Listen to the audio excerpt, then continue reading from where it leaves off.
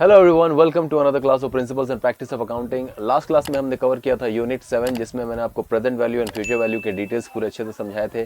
Present value कैसे calculate होता है, फ्यूचर वैल्यू कैसे कैलकुलेट होता है। तो आई होप वो सब आपने अच्छे से प्रैक्टिस कर लिया होगा।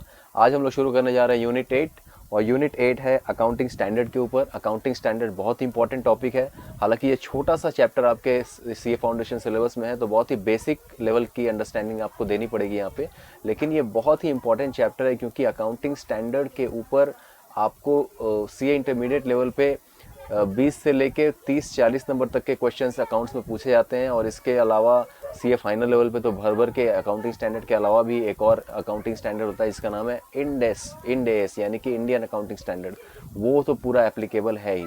तो इंडियन अकाउंटिंग स्टैंडर्ड्स का भी थोड़ा बेसिक ज्ञान आपको इसके बाद वाले यूनिट में मिलेगा, यूनिट 9 में। और यूनिट 8 में अकाउंटिंग स्टैंडर्ड के बारे में हम लोग पढ़ेंगे। तो बहुत ही इंपॉर्टेंट चैप्टर है, चलिए ध्यान से पढ़ते हैं इसको। बहुत ही आसानी से समझा दूंगा मैं, कोई चिंता वाली बात नहीं है। तो अकाउंटिंग स्टैंडर्ड में क्या क्या हम लोग पढ़ने वाले हैं, आइए देखते हैं। After studying this chapter, after studying this unit, you will be able to understand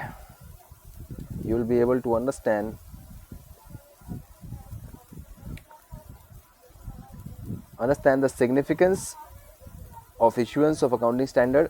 accounting standard क्यों इशू हुआ है, उसका क्या इंपॉर्टेंस है, ये समझ में आएगा। इसके बाद grasp the objective benefit and limitation of accounting standard। Accounting standard के क्या ऑब्जेक्टिव्स हैं, एडवांटेजेस और लिमिटेशंस हैं, यानी कि बेनिफिट्स एंड लिमिटेशंस, वो समझ में आएगा। इसके बाद है learn the process of formulation of accounting standard. Accounting standard कैसे बनता है, ये आप लोग सीखोगे। और ये council of the institute of chartered accountants of India बनाती है, तो वो कैसे बनता है इसके बारे में इसमें डिटेल में बताया हुआ है। इसके बाद लास्ट पॉइंट है familiarise with the list of applicable accounting standards in India. कितने अकाउंटिंग स्टैंडर्ड इंडिया में अभी तक एप्लीकेबल हैं, कितने अकाउंटिंग स्टैंडर्ड इशू हुए हैं, वो आपको यहाँ इस चैप्टर में बताया गया है, वो हम लोग सीखेंगे। तो चलिए आगे बढ़ते हैं और इसको डिटेल में समझते हैं हम लोग। तो यहाँ पे बताया गया एक डायग्राम के थ्रू से अकाउंटिंग स्टैंडर्ड किस तरह से बनता है और अकाउंटिंग स्टैंडर्ड किन किन चीज़ों से डील करता है, ये यहाँ पे बताया गया एक डायग्राम के डायग्राम के हेल्प से आपको यहाँ पे समझाया गया है। इसके पहले हम लोग को ये समझना पड़ेगा कि अकाउंटिंग स्टैंडर्ड कितने तरह का होता है। अकाउंटिंग स्टैंडर्ड क्या होता है वो हम लोग बाद में समझेंगे, पर अकाउंटिंग स्टैंडर्ड कितने तरह का होता है पहले मैं आपको ये समझाता हूँ। उसके लिए मुझे एक छोटा सा स्पेस चाहिए होगा। देखिए, एक पेज इंसर्ट कर लेते हैं सबसे अच्छा।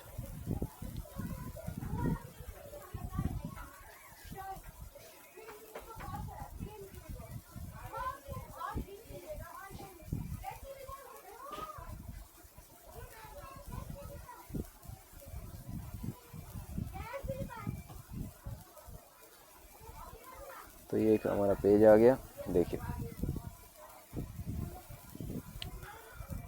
इसको अभी नोट नहीं करना, पहले समझो। बिजनेस जो होती है वो हम लोग बिजनेस जो होता है ना, वो दो तरह से चलता है।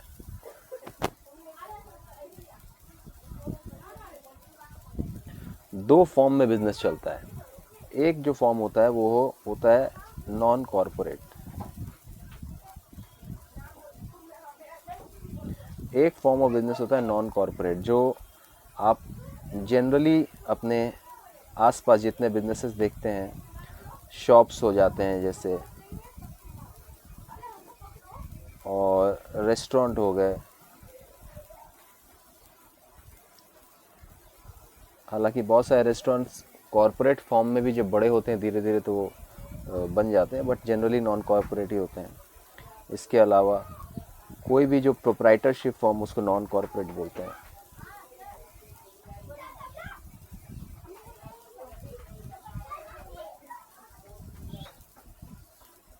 प्रोप्राइटरशिप बिजनेस जिसमें एक आदमी अकेला बिजनेस चला रहा होता है, उसको नॉन कॉरपोरेट बोलते हैं। इसके अलावा पार्टनरशिप में जो बिजनेस चल रहा होता है, ये भी एक तरह का नॉन कॉरपोरेट होता है। और इसके अलावा एक एचयूएफ होता है बिजनेस का तरीका, हिंदू अनडिवाइडेड फैमिली बोलते हैं इसको। ये भी एक नॉन कॉरपोरेट तरह का है, नॉन कॉरपोरेट का एग्जांपल है बिजनेस का। तो ये हो गए नॉन कॉरपोरेट बिजनेसेस। जिस एक ये ऊपर के जो दो मैंने आपको बताया, ये नॉर्मली आपको समझाने के लिए बताया कि किस तरह का बिजनेस आप समझ सकते हो कि नॉन कॉरपोरेट है। जैसे शॉप्स, नॉर्मली आपके आसपास जो भी शॉप्स हैं और जो रेस्टोरेंट वगैरह हैं, तो ये सब नॉन कॉरपोरेट हैं। और अगर आप लीगली समझोगे तो लीगली ये 3 प्रकार के होते हैं non corporate business: proprietorship, partnership और हिंदू अनडिवाइडेड फैमिली। इसके अलावा भी होते हैं बट उतना डिटेल आपको जानना नहीं है, बट आपको समझना है कि नॉन कॉरपोरेट बिजनेस क्या होता है और कॉरपोरेट बिजनेस क्या होता है। तो प्रोप्राइटरशिप बिजनेस में एक बंदा बिजनेस कर रहा होता है, पार्टनरशिप में 2 या 2 से ज़्यादा लोग पार्टनरशिप में होते हैं, हिंदू अनडिवाइडेड फैमिली में एक पूरा फैमिली मिलकर के जॉइंट फैमिली बिजनेस चला रहा होता है। ऐसा बहुत सारा बिजनेस आप लोग के फैमिली में भी चल रहा होगा, और या आसपास आपके दोस्त रिलेटिव्स में आपने देखा होगा कि Hindu undivided family, joint family मिलकर बिजनेस चलाती है। उसको नॉन कॉरपोरेट बिजनेस बोला जाता है, ठीक है। और एक होता है corporate form of business.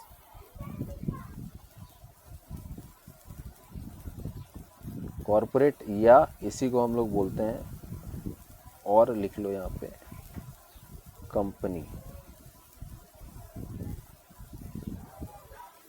Corporate या company.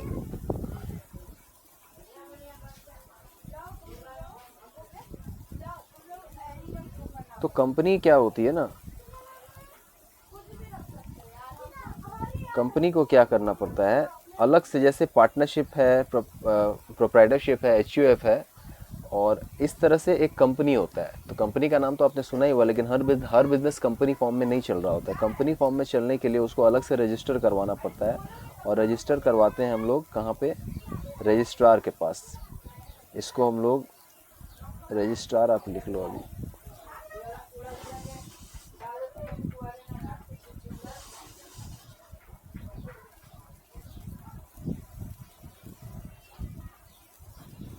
Registrar of companies.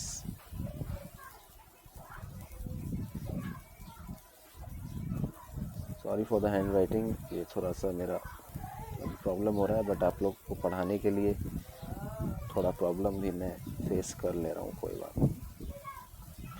Registrar of companies, short में हम लोग बोलते हैं इसको ROC, ठीक है। यहाँ पे कंपनी को रजिस्टर करना पड़ता है बिजनेस को कंपनी फॉर्म में, ठीक है, तभी आप किसी बिजनेस को कंपनी बोल पाओगे। और इन बिजनेसेस के नाम के आगे पीछे, बिजनेसेस का पहले नेम होता है, कुछ भी नाम हो सकता है, ABC, XYZ, राम घनश्याम, जो भी है।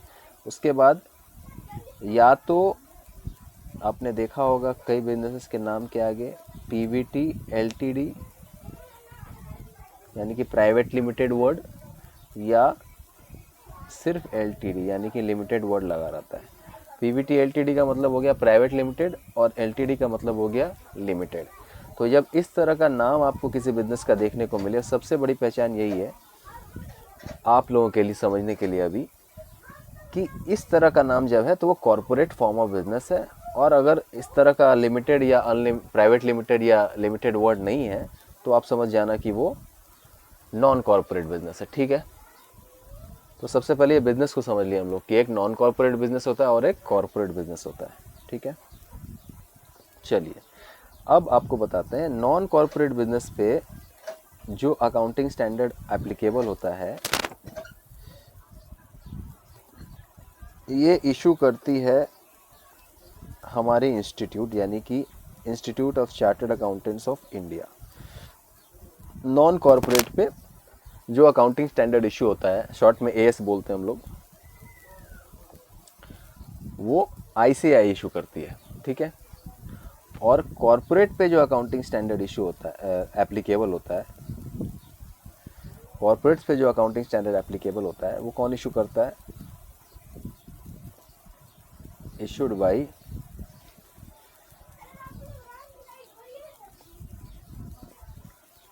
सेंट्रल गवर्नमेंट,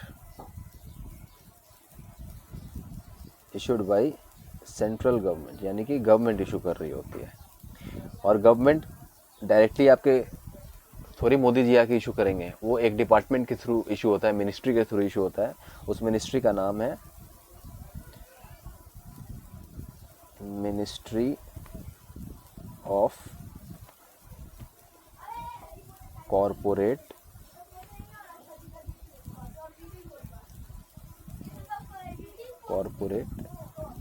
अफेयर्स,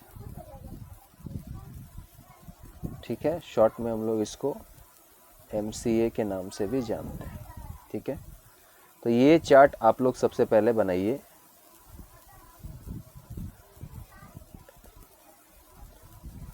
हे भगवान, ये चार्ट सबसे पहले बनाइए, इतना बनाओ, फिर मैं थोड़ा इसको ऊपर स्लाइड करता हूँ, फिर आप लोग बाकी का नोट करना, ठीक है। पॉज करके इतना बना लो, फिर मैं ऊपर स्लाइड करता हूँ, उसके बाद ये बना लो।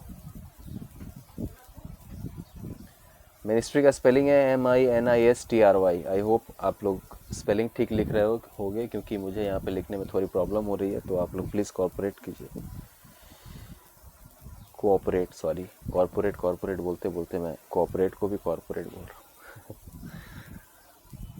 ठीक है, तो ये सारा नोट डाउन हो गया। तो समझ में आया, बिजनेसेस दो तरह का होता है, एक नॉन कॉर्पोरेट और एक कॉर्पोरेट। नॉन कॉर्पोरेट जो बिजनेसेस होते हैं उस पर अकाउंटिंग स्टैंडर्ड कौन इशू करती है? ICAI, हमारे इंस्टीट्यूट। और जो कॉर्पोरेट बिजनेस होता है उसका अकाउंटिंग स्टैंडर्ड कौन इशू करता है? सेंट्रल गवर्नमेंट, यानी कि मिनिस्ट्री ऑफ कॉर्पोरेट अफेयर्स, ठीक है।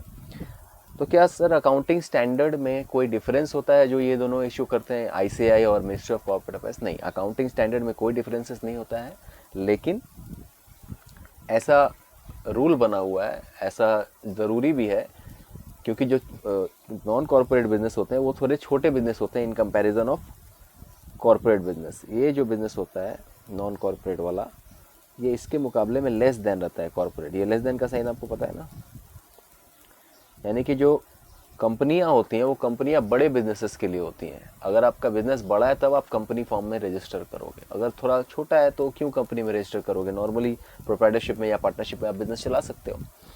तो इसीलिए जो बड़ी कंपनियां होती हैं उनके लिए रूल्स एंड रेगुलेशन ज़्यादा बनाना पड़ता है और उनको कंट्रोल करना पड़ता है, इसीलिए गवर्नमेंट डायरेक्टली वहाँ अकाउंटिंग स्टैंडर्ड खुद ही इशू करती है। लेकिन जो छोटे बिजनेसेस हैं उसको संभालने के लिए, उनके अकाउंटिंग को संभालने के लिए गवर्नमेंट ने इंस्टीट्यूट को बोल रखा है, ICAI को, कि आप ही अकाउंटिंग स्टैंडर्ड इशू कर दो, और वो इंस्टीट्यूट नॉन कॉर्पोरेट एंटिटीज़ के लिए अकाउंटिंग स्टैंडर्ड इशू करता है। और ये स्ट्रक्चर अकाउंटिंग स्टैंडर्ड का इंडिया में, ठीक है। तो इतना समझ में आ गया। चलो अब इस पेज को हम लोग डिलीट करने की कोशिश करते हैं।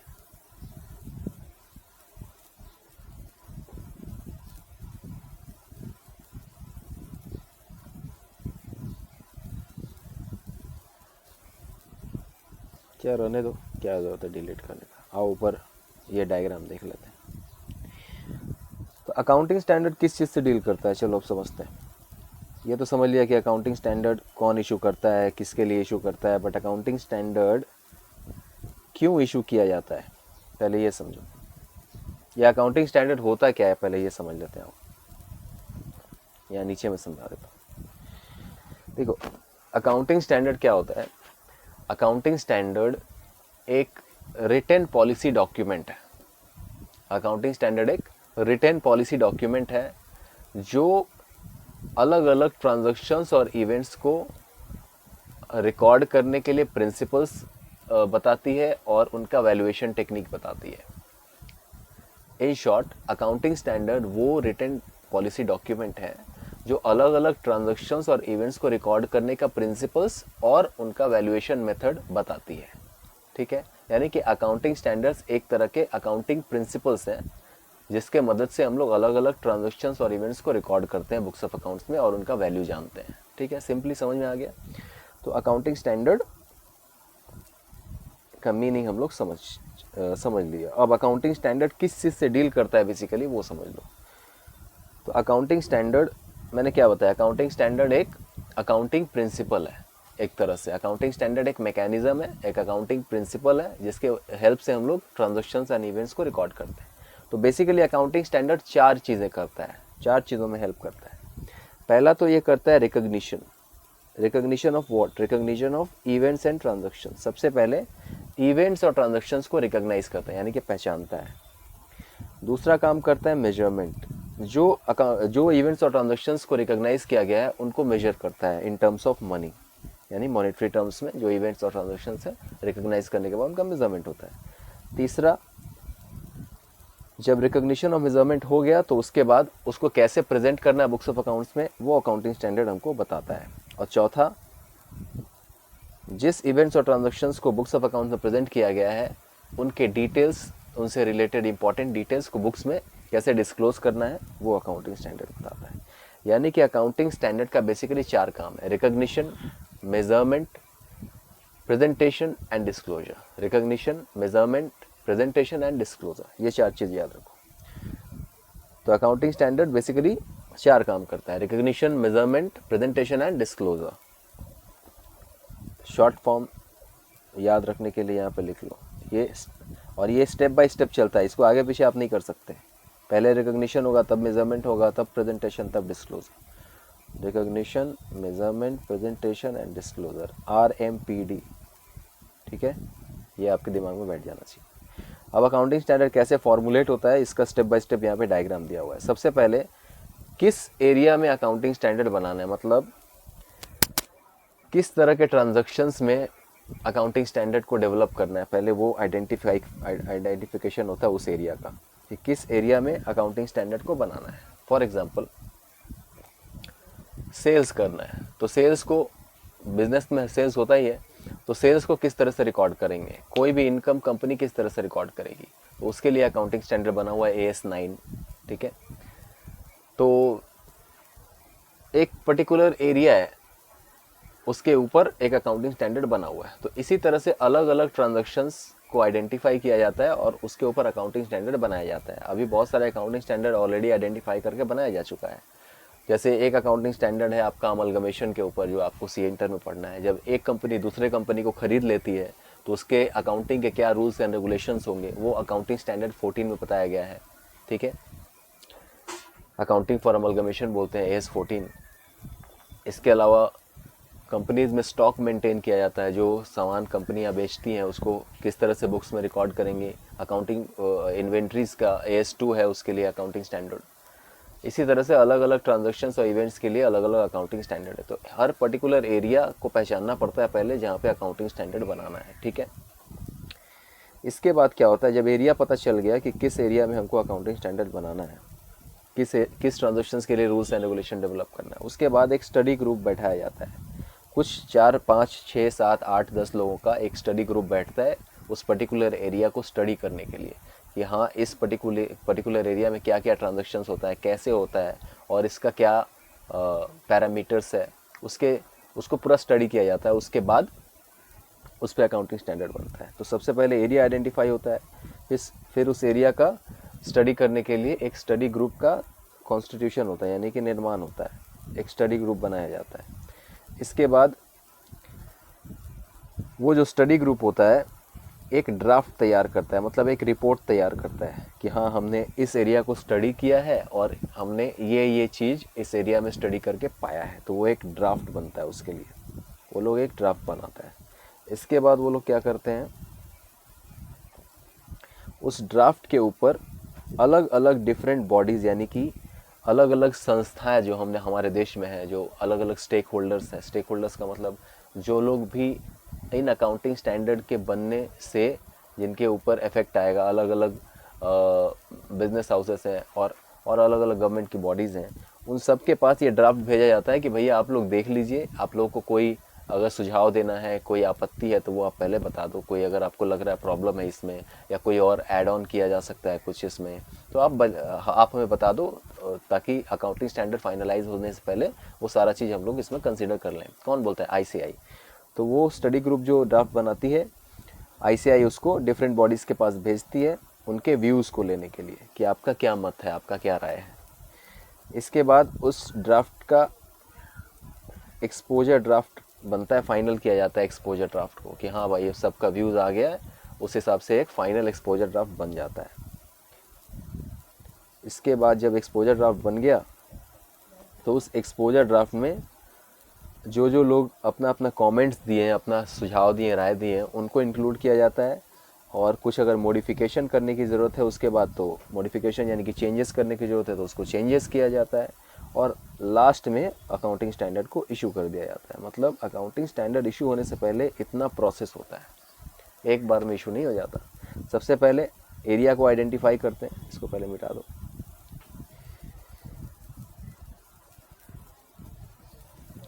सबसे पहले एरिया आइडेंटिफाई होता है कि किस एरिया में अकाउंटिंग स्टैंडर्ड बनाना है। उसके बाद जैसे मैंने इसका एग्जांपल दिया आपको इन्वेंट्रीज का, अमलगमेशन, यानी कि एक कंपनी दूसरी कंपनी को जब खरीद लेती है तो उस समय किस तरह से अकाउंटिंग होगा, उसके लिए। इसके अलावा और भी बहुत सारे एग्जांपल, जैसे कंपनी को अपने मशीन पे डेप्रिसिएशन लगाना होता है। जो कंपनी फिक्स एसेट्स खरीद के रखती है, मशीन खरीद के रखती है बिजनेस में, या मशीन के अलावा जो भी फिक्स एसेट्स होते हैं उन पे कंपनी को डेप्रिसिएशन लगाना पड़ता है। तो डेप्रिसिएशन का मतलब उसका वैल्यू साल दर साल घटते रहता है। तो किस हिसाब से डेप्रिसिएशन होगा अलग अलग असेट्स का, उसका अलग रूल्स एंड रेगुलेशन है। और अलग अलग असेट्स का वैल्यूएशन किस तरह से होगा, उसका रूल्स एंड रेगुलेशन बनाना है। तो वो एक अलग अकाउंटिंग स्टैंडर्ड 10 बनाया गया, प्रॉपर्टी प्लांट एंड इक्विपमेंट। पहले इसके लिए 2 अकाउंटिंग स्टैंडर्ड था, अब वो एक ही अकाउंटिंग स्टैंडर्ड है, प्रॉपर्टी प्लांट एंड इक्विपमेंट। तो डेप्रिसिएशन और असेट्स के वैल्यूएशन का दोनों को एक साथ मर्ज करके rules and regulation accounting standard बनाया गया है, उसका नाम है AS10 property plant and equipment. तो इस तरह से एरिया आइडेंटिफाई होता है। उसके बाद उस एरिया में आपको स्टेप्स याद रखना है। एरिया आइडेंटिफाई होगा, फिर उसके ऊपर एक स्टडी ग्रुप बनेगा, वो ग्रुप उस एरिया पे स्टडी करेगा। उसके बाद वो ग्रुप क्या करेगा, एक ड्राफ्ट बना देगा। वो ड्राफ्ट अलग अलग बॉडीज़ को इंस्टीट्यूट भेजेगा। क्यों भेजेगा? उनके व्यूज़ को लेने के लिए। उसके बाद उस ड्राफ्ट का एक फाइनल एक्सपोजर ड्राफ्ट बनेगा, ठीक है। उस एक्सपोजर ड्राफ्ट में जो लोग का कमेंट आया है उसको कंसीडर किया जाएगा, ठीक है। उसके बाद अगर उस ड्राफ्ट में कमेंट्स के हिसाब से अगर कुछ चेंजेस करने, मॉडिफिकेशन करने, तो वो किए जाएंगे और फाइनली फिर अकाउंटिंग स्टैंडर्ड इशू कर दिया जाएगा। तो ये सारे स्टेप्स अकाउंटिंग स्टैंडर्ड को फॉर्मुलेट करने में इन्वॉल्व होते हैं, ठीक है। समझ में आया? चलिए आगे बढ़ते हैं। Introduction of accounting standards. Accounting standard क्यों बनाया गया? सबसे पहले देख लो अकाउंटिंग स्टैंडर्ड के बारे में। मैंने जो आपको बताया था कि अकाउंटिंग स्टैंडर्ड क्या है, वो ये है। आपको ये पैरा आपको अच्छे से पढ़ना है।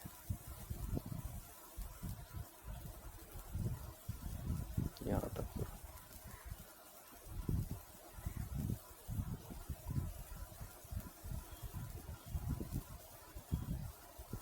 ठीक है।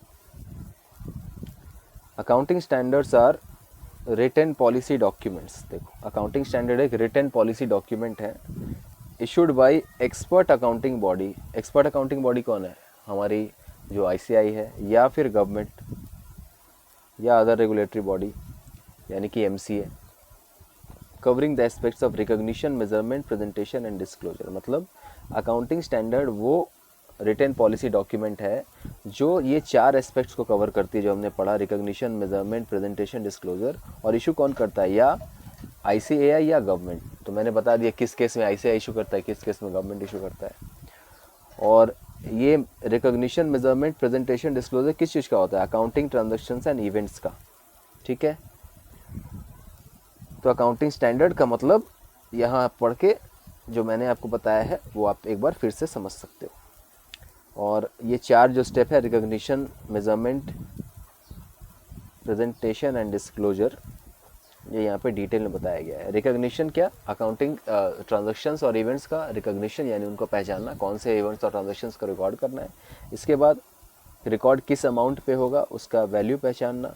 उसके बाद बुक्स ऑफ अकाउंट्स में किस तरह से उसको प्रेजेंट करना है, असेट के रूप में प्रेजेंट रिकॉर्ड करना है, लायबिलिटी के रूप में रिकॉर्ड करना है, इनकम के रूप में रिकॉर्ड करना है, एक्सपेंस के रूप में रिकॉर्ड करना है, तो उसका प्रेजेंटेशन। और उससे रिलेटेड जो इम्पोर्टेंट डिटेल्स है उसका डिस्क्लोजर, कि भाई किस चीज़ से रिलेटेड ये ट्रांजैक्शन है। जब फाइनेंशियल स्टेटमेंट्स पढ़ेंगे यूज़र्स, तो आपको उनको समझ में आना चाहिए ना कि ये किस चीज़ से रिलेटेड ये एंट्री है, ये ट्रांजैक्शन है, ये कहाँ से आया।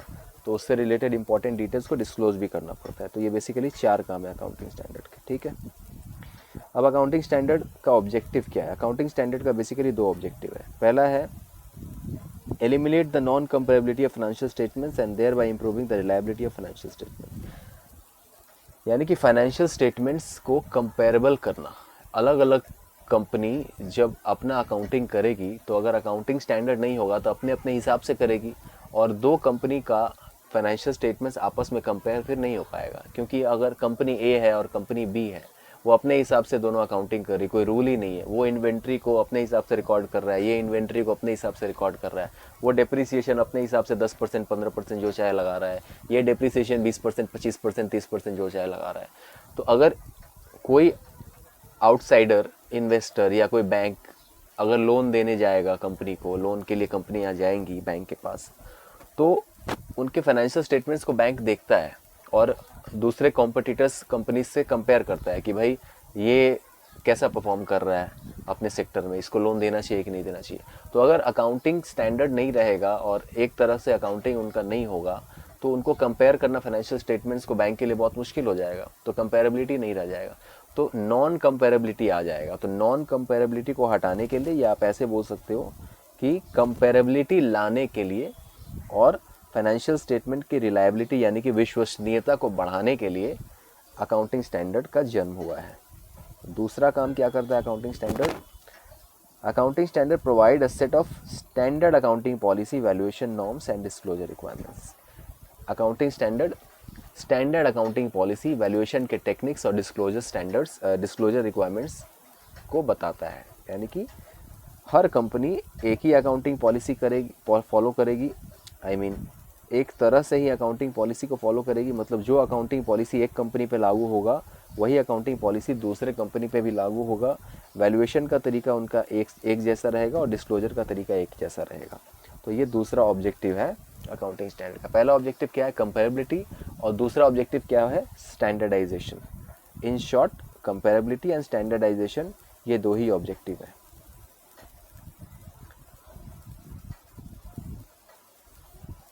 पहला है कंपेरेबिलिटी और दूसरा है स्टैंडर्डाइजेशन। ठीक है, अकाउंटिंग स्टैंडर्ड ये दो ऑब्जेक्टिव को ध्यान में रख के बनाया गया है कि भाई दो फाइनेंशियल स्टेटमेंट आपस में कंपेयर हो जाए तो अच्छी बात है, अकाउंटिंग स्टैंडर्ड उस के हेल्प से कंपेयर हो जाएंगे तो, और दो फाइनेंशियल स्टेटमेंट्स आपस में स्टैंडर्ड होने चाहिए, यानी कि एक ही जैसा रूल्स एंड रेगुलेशंस दोनों में फॉलो किया जाना चाहिए। बिजनेस तो अलग अलग रहेगा, ट्रांजैक्शंस अलग अलग रहेंगे, बट रूल्स एंड रेगुलेशन एक ही होगा। ठीक है, तो ये बेसिकली दो ऑब्जेक्टिव है। इसके बाद है benefits and limitation of accounting standards. Accounting standards के क्या बेनिफिट्स हैं, क्या लिमिटेशन है, यहाँ पे बताया हुआ है। तो सबसे पहले बेनिफिट्स दिया है या लिमिटेशन? सबसे पहले बेनिफिट्स बताया है। तो सबसे पहले बेनिफिट्स है। बेनिफिट्स क्या क्या है? Standards reduce to a reasonable extent और eliminate all together confusing variation. Confusion को दूर करता है कि हाँ भाई इस कंपनी ने क्या रूल फॉलो किया, उस कंपनी ने क्या रूल फॉलो किया है, ये तो कन्फ्यूजन दूर हो जाता है। ठीक है, there are certain areas where important information are not statutory required to be disclose. Standards में call for disclosure beyond that required by law. Okay, कुछ ट्रांजेक्शन्स को जैसे बहुत सारे ट्रांजेक्शन्स ऐसे हैं जिसमें लॉ बना हुआ है कि आपको ये चीज़ दिखाना ही पड़ेगा बुक्स ऑफ अकाउंट्स पर, लेकिन बहुत सारे ऐसे ट्रांजेक्शन्स हैं जिसके लिए कोई लॉ नहीं बना हुआ है।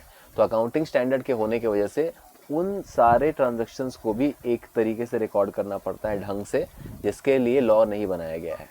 तो वो क्या होता है कि बहुत सारे ट्रांजेक्शन्स अकाउंटिंग स्टैंडर्ड के वजह से भी एक सही तरीके से रिकॉर्ड होते हैं बुक्स ऑफ अकाउंट्स में, तो वहाँ पे एक स्टैंडर्डाइजेशन आ जाता है।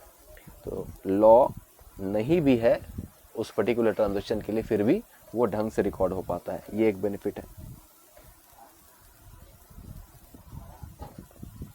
The application of accounting standards would, third में पढ़ो, the application of accounting standard would to a limited extent facilitate comparison. तो अभी हमने पढ़ा कि भाई अकाउंटिंग स्टैंडर्ड का ऑब्जेक्टिव ही है कंपेरेबिलिटी को बढ़ाना, तो ये तीसरा बेनिफिट है कि अकाउंटिंग स्टैंडर्ड से कंपेरेबिलिटी बढ़ जाता है। पहला बेनिफिट क्या था? कन्फ्यूजन दूर होता है। दूसरा क्या था?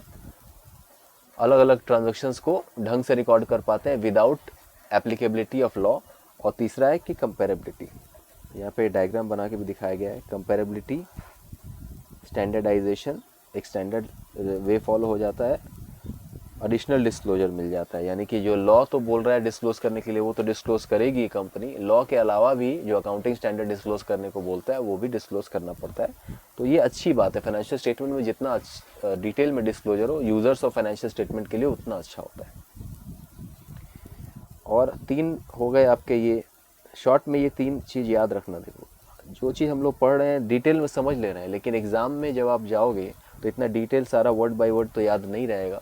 तो जो मेन पॉइंट है उसको याद रखो, जो इम्पॉर्टेंट पॉइंट है, कन्फ्यूजन ना हो उसके लिए स्टैंडर्डाइजेशन है पहला बेनिफिट, दूसरा है कंपेरेबिलिटी और तीसरा है एडिशनल डिस्क्लोजर। ठीक है, ये मेनली 3 बेनिफिट है। और इस तरह से कुछ लिमिटेशंस यानी कि डिसएडवांटेजेस भी हैं।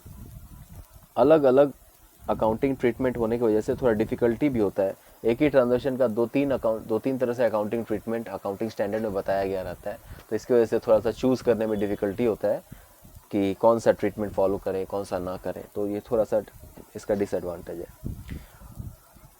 अकाउंटिंग स्टैंडर्ड जो होता है वो लॉ के ऊपर नहीं होता है, यानी कि लॉ को क्रॉस करके अकाउंटिंग स्टैंडर्ड नहीं जा सकता, यानी लॉ जो बोल रहा है उसको मानना ही पड़ेगा। अकाउंटिंग स्टैंडर्ड लॉ के बात को काट नहीं सकता, तो इसका जो स्कोप है वो रिस्ट्रिक्टेड है, रिस्ट्रिक्टेड बाय लॉ, लॉ के बाहर नहीं जा सकता है। तो बेसिकली ये 2 ही लिमिटेशंस है। एक तो डिफ़िकल्टी होती है अलग अलग अकाउंटिंग ट्रीटमेंट को पहचानने में, कौन सा अप्लाई करें वो जानने में, चूज़ करने में, और दूसरा है कि इसका स्कोप रिस्ट्रिक्टेड है। तो आपको ये 2 चीज़ यहाँ पे लिमिटेशंस में 2 चीज़ याद रखना है, difficulty in making choice and restricted scope. और एडवांटेजेस में standardisation, comparability and additional disclosures. तो ये बेनिफिट्स हो गए और ये आपके लिमिटेशंस हो गए।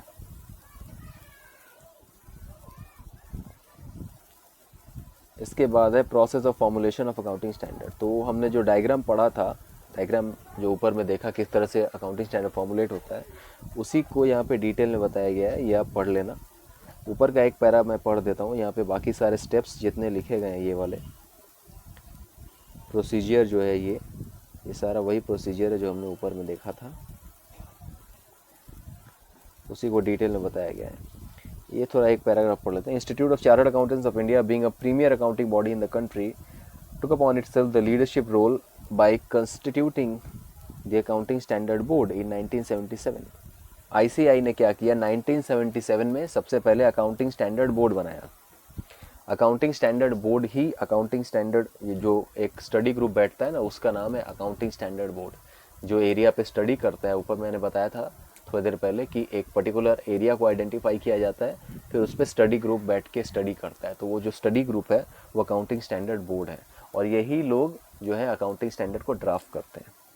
तो अकाउंटिंग स्टैंडर्ड बोर्ड सबसे पहले 1977 में बना। ICAI has taken significant initiatives in the setting and issuing procedures of accounting standards to ensure that the standard setting process is fully consultative and transparent. ICAI ने बहुत ही अच्छे तरीके से बहुत ही अच्छे इनिशिएटिव्स यानी कि स्टेप्स लिए इस चीज़ को इंश्योर करने के लिए कि जो स्टैंडर्ड बने वो कंसल्टेटिव और ट्रांसपेरेंट तरीके से बने। मतलब कंसल्टेटिव यानी कि अलग अलग जो स्टेक होल्डर्स हैं उनसे बातचीत करके और बहुत ही पारदर्शी तरीके से अकाउंटिंग स्टैंडर्ड बने, कुछ छुपा के नहीं, सबको बता के, सबको दिखा के, सबकी राय मशवरा लेकर तब अकाउंटिंग स्टैंडर्ड बने। इसके लिए इंस्टीट्यूट ने बहुत ही अच्छे कदम उठाए उस समय से अभी तक अच्छे कदम उठाए हैं अकाउंटिंग स्टैंडर्ड को डेवलप करने के लिए। The ASB considers international financial reporting standards while framing Indian accounting standard. यहाँ पे इंडियन अकाउंटिंग स्टैंडर्ड की बात की गई है, जो कि हमारा अगला यूनिट है, यूनिट 9। तो इसके बारे में हम अगले यूनिट में पढ़ेंगे, तो अभी इसको इग्नोर करते हैं। इन इंडिया, अच्छा ये वही लाइन कंटिन्यू हो रहा है, in India and try to integrate them. जैसे अकाउंटिंग स्टैंडर्ड है वैसे इंडियन अकाउंटिंग स्टैंडर्ड भी है। तो इंडियन अकाउंटिंग स्टैंडर्ड को भी ICAI ने अकाउंटिंग स्टैंडर्ड बोर्ड के हेल्प से इशू करवाया, और उसको इंडिया में इम्प्लीमेंट किस तरह से हो उस पर अकाउंटिंग स्टैंडर्ड बोर्ड उस पर भी काम करती है, उसके बारे में यहाँ पे बताया गया है। In the light of the applicable laws, customs, usages, business environment in the country में जो भी एप्लीकेबल लॉज, कस्टम्स है उसके हिसाब से इंडियन अकाउंटिंग स्टैंडर्ड। अब इंडियन अकाउंटिंग स्टैंडर्ड क्या है वो हम लोग यूनिट 9 में पढ़ेंगे, ठीक है। तो उसके बारे में यहाँ बोल दिया, इसलिए मैं थोड़ा सा बता दिया कि अकाउंटिंग स्टैंडर्ड बोर्ड जैसे अकाउंटिंग स्टैंडर्ड बनाती है वैसे इंडियन अकाउंटिंग स्टैंडर्ड के ऊपर भी वो अकाउंटिंग स्टैंडर्ड बोर्ड अपना काम करती है, और कंट्री में जो भी एप्लीकेबल लॉज रेगुलेशंस रूल्स हैं उसके हिसाब से कंट्री में जो भी एप्लीकेबल बिजनेस एनवायरनमेंट है उसके हिसाब से ही वो अकाउंटिंग स्टैंडर्ड बनाती है। अब अकाउंटिंग स्टैंडर्ड बोर्ड में कौन कौन लोग होते हैं? Accounting standard board includes representatives of industries, industry से लोग होते हैं जैसे असोचम, ASSOCHAM, CII, FICCI, ये अलग अलग बॉडीज़ हैं इंडस्ट्रीज़ की। इसके बारे में आप लोग गूगल करके स्टडी करिएगा तो आपको पता चलेगा। ये अलग अलग बॉडीज़ हैं जिनको अकाउंटिंग स्टैंडर्ड बोर्ड में रखा गया है और इनके राय मशवरे से ही अच्छे से अकाउंटिंग स्टैंडर्ड डेवलप किया जाता है। और कौन कौन से लोग इंक्लूड होते हैं अकाउंटिंग स्टैंडर्ड बोर्ड में? एक तो रिप्रेजेंटेटिव्स हो गए, असोचम, CII, FICCI। इसके बाद regulators, academicians, government departments etcetera. तो ये सारे लोगों को मिला के अकाउंटिंग स्टैंडर्ड बोर्ड बनता है। कौन कौन लोग?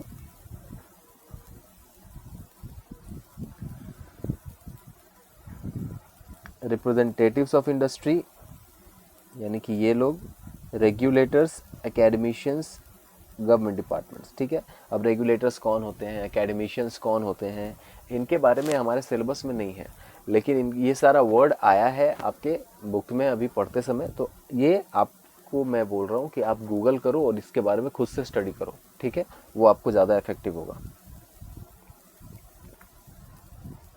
हर चीज़ मैं बता दूंगा फिर आपको मज़ा नहीं आएगा। ठीक है, इसके बाद although ASB is a body constituted by council of ICAI, it is independent in the formulation of accounting standard.